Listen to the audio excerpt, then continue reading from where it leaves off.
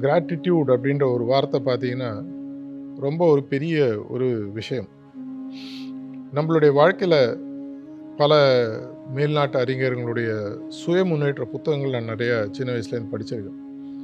அவங்க எல்லாருமே சொல்லக்கூடிய ஒரு முக்கியமான விஷயம்.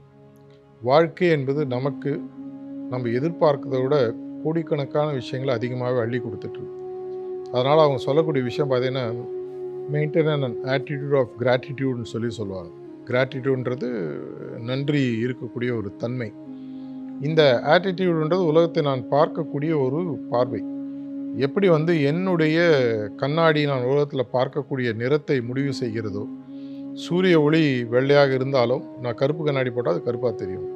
பச்சை கண்ணாடி போட்டா பச்சையா தெரியும். சிவப்பு கண்ணாடி போட்டா சிவப்பா தெரியும். உலகத்த நான் பார்க்கக்கூடிய விதம் தான் என்னுடைய ஆட்டிட்யூட். இந்த உலகத்தை பார்க்கக்கூடிய விஷயத்த நன்றி உணர்வுடன் பாருங்க. முக்கியமாக ஆன்மீகத்தில் இது ரொம்ப முக்கியம். நான் பல பெரிய அறிஞர்களோட புத்தகத்த படிக்கும்போது எனக்கு மீண்டும், மீண்டும் தோன்றக்கூடிய ஒரு விஷயம். மீண்டும், மீண்டும் நாளைக்கு இன்னைக்கு இருக்கிறவங்கள நாளைக்கு இல்ல ஒரு 1% மக்கள் இறந்துடுறாங்க உலகத்துல. இன்னொரு 1% குழந்தைகள் பிறக்கிறது. இதே மாரி தான் போயிட்டுருக்கு. இன்னைக்கு உங்க முன்னாடி உட்காந்து நான் இந்த கேமரால பேசி இந்த பதிவ நீங்க பார்க்குறீங்கன்னா, நானும் ஒரு ரொம்ப, ரொம்ப, ரொம்ப ஒரு லக்கி பெர்சன். நீங்களும் ரொம்ப ஒரு அதிர்ஷ்டசாலின்னு சொல்லலாம். எவ்வளோ பேருக்கு இந்த பாக்கியம் கிடைக்கிறது?